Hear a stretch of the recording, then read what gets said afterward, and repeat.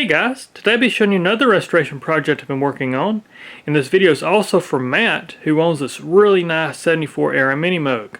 So this Minimoog was actually built January 28th, 1974, so it's a really early 74 Minimoog, and just went through this one and got it all back like it needs to be. It's been worked on several times over the years by other people, and the quality of work, it was not real good. It was there, but had a little issues electronically from just, quick jobs. Somebody just kind of did stuff to make it work, to get it out the door, and, it just was kind of rigged, some of the rigged stuff that wasn't working correctly. So I took care of all that, rebuilt the keyboard assembly, brand new key bushings, and also, unfortunately, somebody had installed two larger screws in the back panel here, and it actually gouged the cabinet really bad. Now this cabinet here is not original. This was actually a West Taggart cabinet, which his work is absolutely beautiful, as I always mention. His cabinets are absolutely spot on to spec with all his measurements and stuff. And so I ended up having to sand it out, which felt really wrong, sanding this thing out. But sanded out, and I did my urethane finish here on it. So it gets a little bit of a reflective characteristic to it. You can kind of see the knobs reflecting right over there in the cabinet, but you get a lot of wood grain to pop out of this thing. It just really brings out the wood grain, and yeah, it's not what you'd find originally on Minimoogs. Now, 77 era, they did have a similar finish to this. It was a lacquer finish, but we just went on and did this finish here, and it just looks really good. But so rebuilt the keyboard assembly, did the cabinet work, took care of the LHC. Somebody had installed a pot in here. I put a beefier pot in it, more factory style pot, and did the dead zone mod, cleaned everything up really good, cleaned all the pots, went to all electronics, and as you can see, it's just a really beautiful Minimoog. We'll just go down the keyboard here so you can see this thing, and just how even all the keys are, and just looks really good. Just looks really good all the way around. Bring you around back. Let me get my camera charger up here, because this camera has a bad battery already. Bring you around here. Let's see this thing from a side shot. You can see once again the beautiful wood grain here all the way around. Bring you around back. So as you can see here around back, we've got the badges back on here. But once again, the gouges this thing had, I was able to sand them out and get rid of all those gouges it had, and you can see that there are no longer any gouges in this wood. Had to take off quite a bit of wood to make that clean up, but it just kind of is what it is. But back panel here, this is your serial number, Matt, so just show you 3869. It's your serial number, 3869. And once again, you'll see that it doesn't have the buffer board, just like Neilish's unit that was 74. But like I said, the interface on this one was actually a vinyl interface panel, fully vinyl, where Neilish's had a metal backing, and that's what lets me know real quick that Neilish's probably wasn't all original. So just kind of interesting there. It's neat to see the stuff you see between serial numbers and changes and that kind of stuff. But cleaned everything up really good all the way across the back panel here. And I did install the buffer board. So even though you don't see the two screws, it's installed discreetly inside. So it still has the buffer board, but it looks authentic to how it looked off the factory. So I'll bring you on around here. And here's all the old parts. But once again, I'll just kind of show you this side here. How beautiful that wood grain looks all the way across, and give you a down shot here of that front interface panel. New pilot light. You can see your new pilot light burning there. And then here's all the old parts. So this is kind of the stuff that was kind of rigged in there. This was the pitch potentiometer, but you can see it had leads. Somebody tried to do the dead zone mod on it, and it just didn't work. They didn't do the correct calibration, and it was just, kind of rigged in there. So got rid of that. This was part of the dead zone mod for the oscillator board. You can see it's literally just stuck in there just like you see it. It was just wedged in there. No insulation whatsoever. Stuff was about to short out against other resistor summing nodes. Just really ugly work. So took care of that. There's one value that was the wrong value, and so they just stacked resistors to make it the right value. Not uncommon. You know, this is stuff I see. It's not a big deal, but it just doesn't look that great. So put in the right value component, got rid of that stack. Now something I don't like to see, guys, and this is for all you technicians that work on Minimoogs, stop doing this. So they ground a hole in this back cover of this pot. What this does is you actually get metal shavings inside the potentiometer, and I don't care how much you try to flush it out, those metal shavings aren't coming out. And so what I did to this pot, luckily it still functioned, but I took it apart and I flushed it. I got the metal shavings that was in there out and inspected the carbon track and the wiper and all that good stuff, and it all looked pretty good. It wasn't too bad worn. But got all the metal shavings out of it, and I replaced it with a donor back cover that doesn't have this ground spot in it. But guys, all you got to do as technicians, I'm going to explain this real quick because it's easy to do. And yeah, it's a little bit more time consuming than just taking a grinder and grinding a hole in it. But you know, just do the job right. And what you do is you pull the pot off the interface, you take the screw off, you heat this up, you bend these tabs, well, bend the tabs first here, you heat it up, and you pull this off. Simple. Pull this off. When you're done, you put it back on. You take some, I use some channel locks, and I'll just bend these back in place. It's that easy. And it's just a hack job when I see this, because you do get metal shavings in there, and that shortens your lifespan of your potentiometer. So that's why I don't like to see that. That's the primary reason. So that's something I addressed there. Replaced a few of the op amps that were left. This one had already had some of the op amps replaced, which were still good. Replace those. Here's all the stuff I replaced as part of making this thing more stable and a more playable unit. New film capacitors in some critical places. The old key bushings, the old pilot light, and the old electrolytic capacitors. And once again, another thing I don't like to see, and I've brought this up before, I've got a whole video on this topic, but these are radial caps that you stretch the legs way out on, and that's not good either. I'm going to see if I can zoom in here and show you. So on the back of these caps, yeah, you can kind of see it there, there's a black cap there, and under that black cap is a rubber seal. Well, when you stretch these legs out like that, you risk damaging that rubber seal, and then there's a dielectric fluid in these things that can weep out, and it's highly corrosive. So you're risking, you know, leaking that dielectric fluid. And so you can see just by stretching those legs out, these are made to go in a board where you have two holes and the cap just sets, you know, straight up, and the legs are not stressed out. This is what you actually need. It's an axial cap. You can still buy these, so it ain't a big deal. You buy the axial caps, you put them in there, and that's fine, not a big deal. There are some values though you can't get, and I understand that. But what I typically do is if I have to use an axial cap, which is very rare, because I really try to spec my components to be, you know, either a little lower in microfarads than what it's called, and you can usually get around that. It's the voltages that you have to watch. But when you stretch, you know, like I say, when you do it like this, it's just an ugly method. If you do have to use this method, what I do is I actually take pliers, and I've got some fine, you know, pliers I use for electronic work, and I'll bend the leg out without stressing out the capacitor.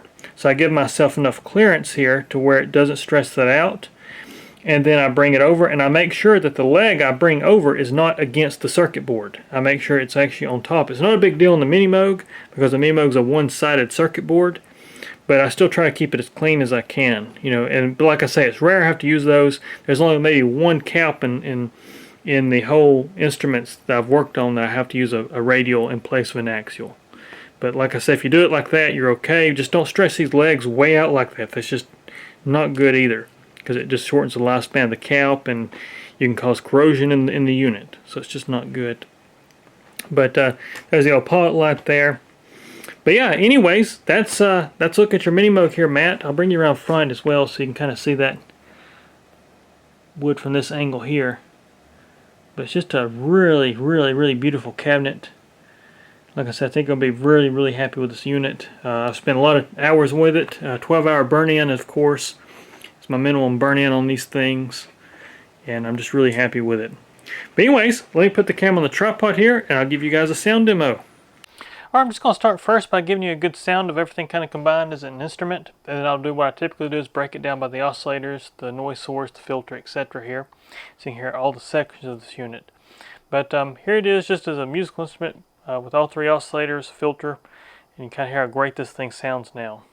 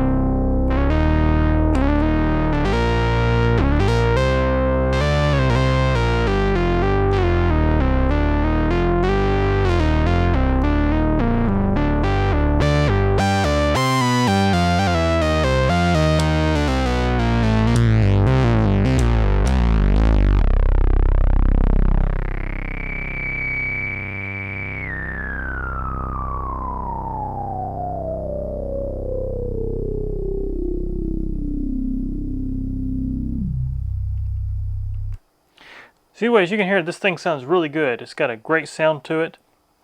So now what I'm going to open up this filter. I will get everything set up here, and I'm going to turn the oscillators and just go through just the oscillators first of all. So here we go, turn that down. We'll see how the oscillators are exactly the same. So now I got the filter opened up. You're going to hear oscillator 1 only. I'll go through the footages as well as the waveforms of each oscillator so you can hear actually how great this thing works. So here's oscillator 1.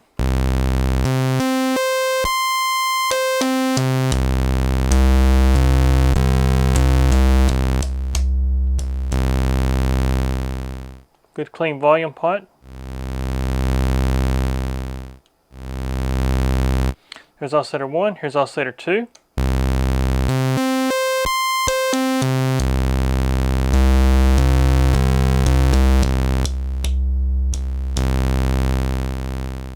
Same thing, good clean volume pot there.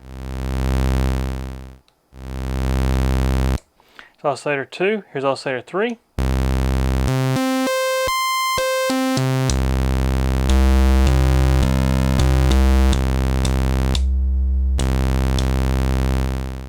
Same thing again, good clean volume pot. So I'll go back over, I'll show you that the ranges work for oscillator 2 and 3 for the detuning. So here's oscillator 2.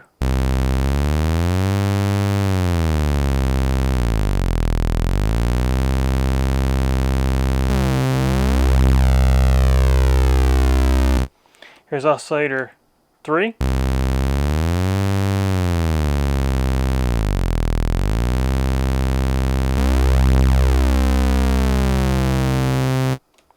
And there's all three oscillators. See how great those things work. They work really great.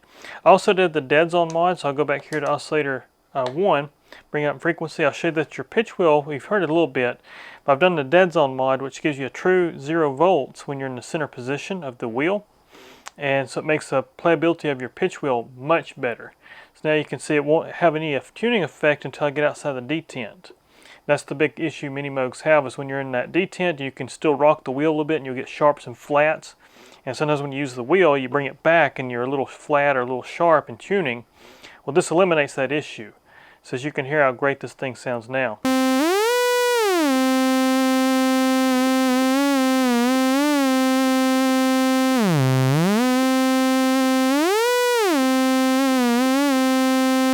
So you don't hear any tuning effect until I get outside that detent. So it really makes the wheel much more usable, and just a really nice modification there. So anyways, I'll go back to the oscillators. I'll combine them back together, and I'll go to 2. Let me retune them up together. I'll show you how accurate they are within the tuning footages here.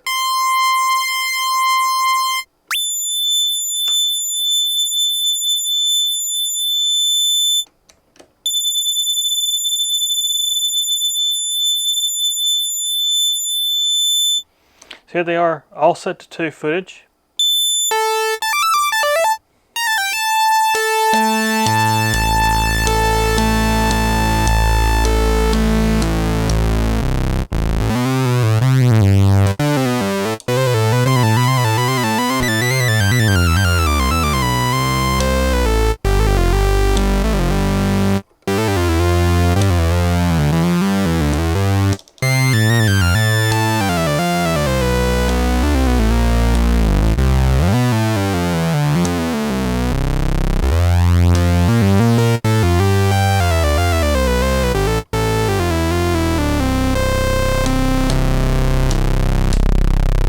So you hear those oscillators sound great against each other in all footages. Worked a lot on that area. I added the buffer board and did some changes to the tolerances within the footage circuitry. So bring that in a lot tighter than what it was. So that's all fixed. That's your oscillators. I will run down the keyboard right quick. I'll show you that all notes are actually working. So we'll go here and just oscillator 1 only.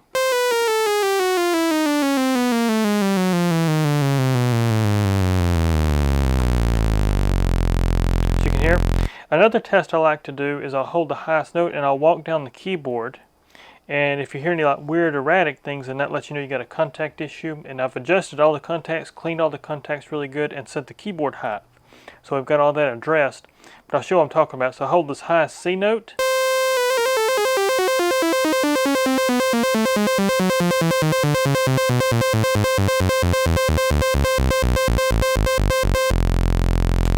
As you can hear, there's no weird squirrely things happening between the notes as I play. So that's got your keyboard all fixed up. So now we've gone over the oscillators, we've gone over the keyboard and the pitch wheel. Let's go over the noise source. I'll show you that your noise source works. So we're in white noise. Clean volume pot there.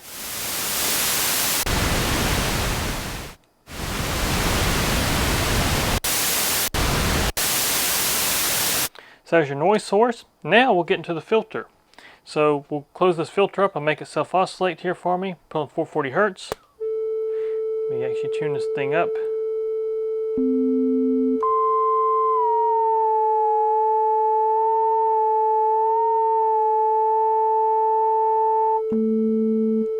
So here's just your filter. We got the oscillators off. I've calibrated this filter so it's accurate within the ranges.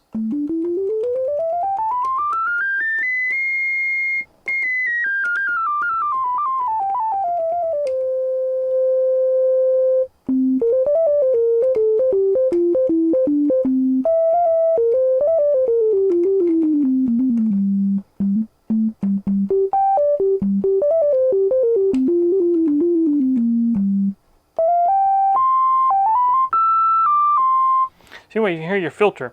We got the tracking, so we can turn tracking off. It's going to hold a fixed frequency. Tracking 1 only. Tracking 2 only. Both tracking.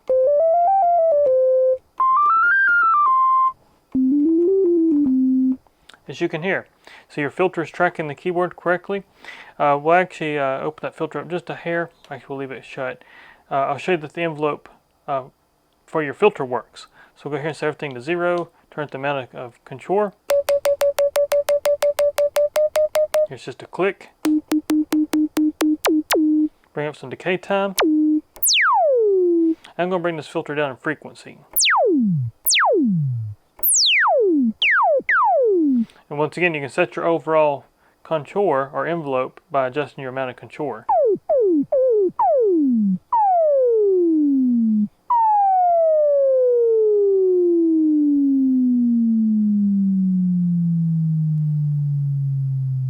So there's your attack time. We'll turn that back to 0.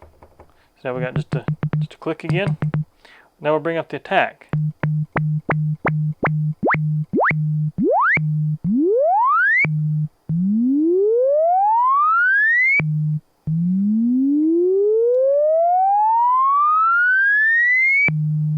So there's your attack. Then we also got the sustain level, which I'm going to put the decay switch on over here. So decay works, as you can hear. I got the loudness control set where it'll sustain for a long time for me. But we'll bring up the sustain level of the filter.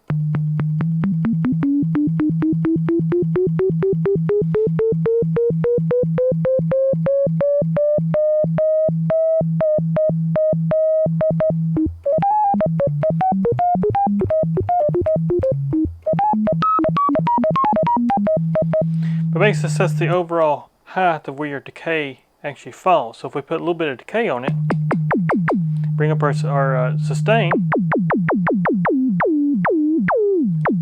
so it goes all the way to 0.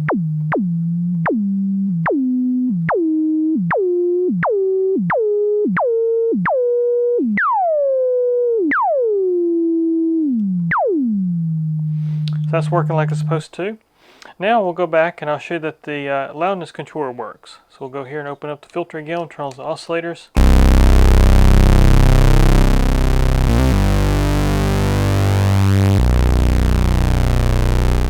So set everything to 0.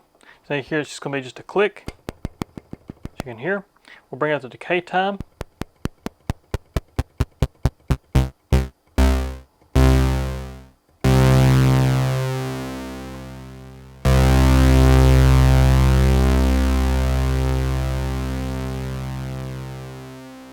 So your decay follows out as long as I hold in the key. Turn the decay back down, bring up the attack.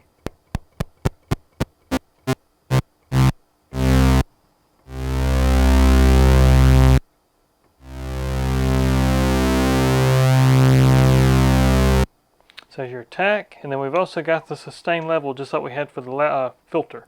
So we'll bring it up. You can hear it once again, it sets how low that decay goes. Allows you to get those percussive kind of stuff. If we bring the decay up just a hair,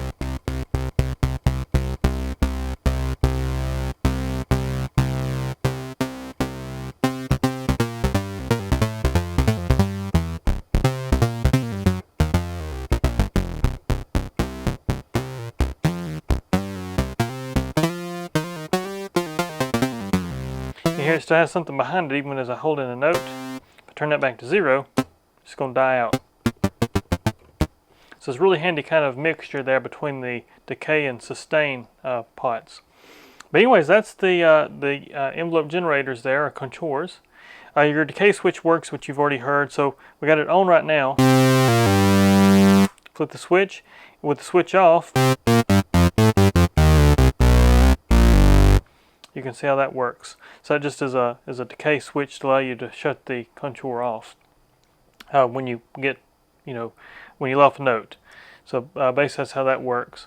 It's the same thing as having your decay set all the way at 0 and having sustain time set up. As you can see. But if we have any decay time set, then it'll follow the decay time. Basically what that switch does. So anyways, that's your contour generators. We'll go over the modulation section now. So we'll actually go over here and turn oscillator 3 into an LFO source.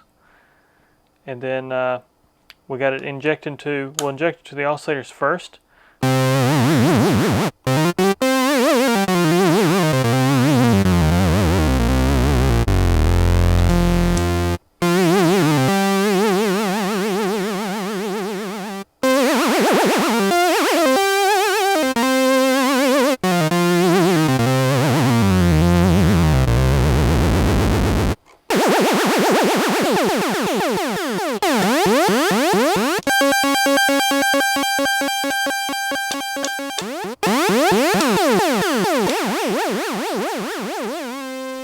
So we got the LFO of oscillator 3, or we can inject noise using our modulation mix. So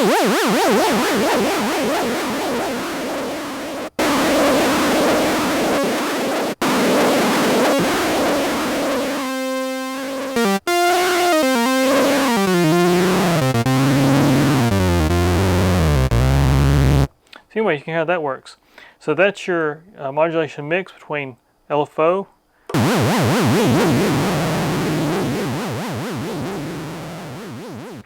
and that's how that works. We can also modulate the filter. So we'll close this filter up here.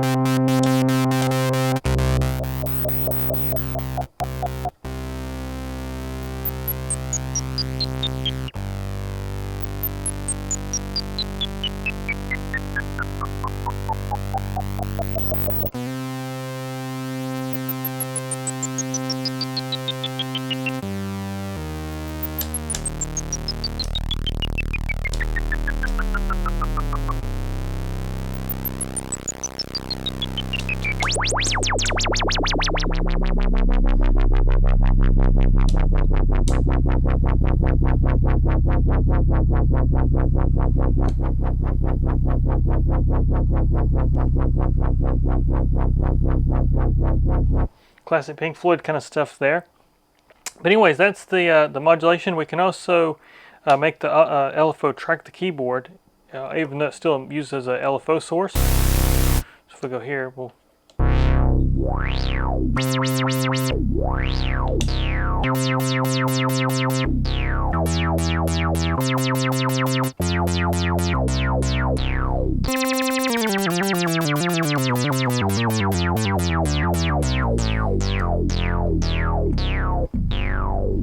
we can also get into frequency modulation kind of stuff. We'll turn this thing back up in high frequency.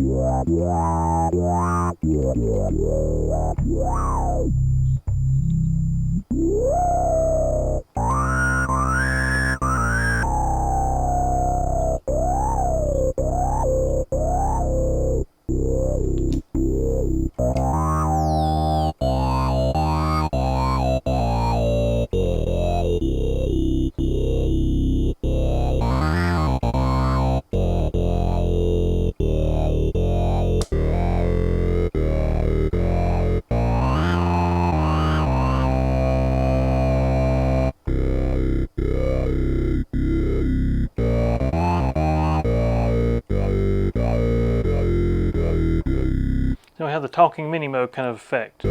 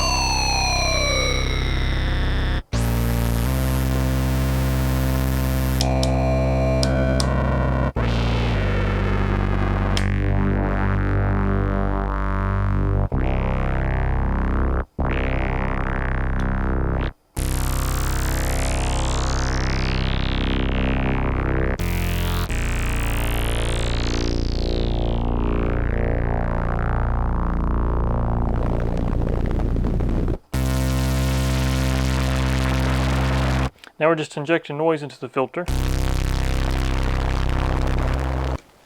Thank you.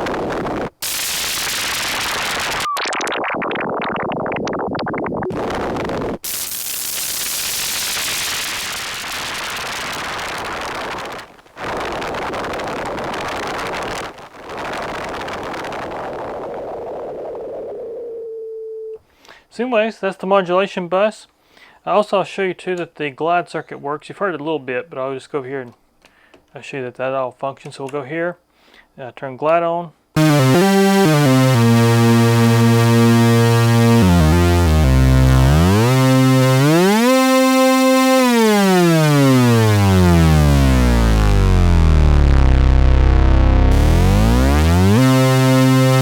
Now one function of the Minimoog I really like about the glide circuit on it is actually as you left a note it'll quit sampling the voltage because it's actually a real analog keyboard circuit.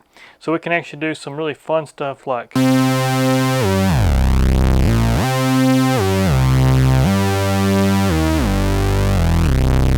And a good example of this, actually you'll hear Pink Floyd use this actual trick when they're playing some songs. Where you'll hear them let off a key between the key glide, and he'll hold at that note.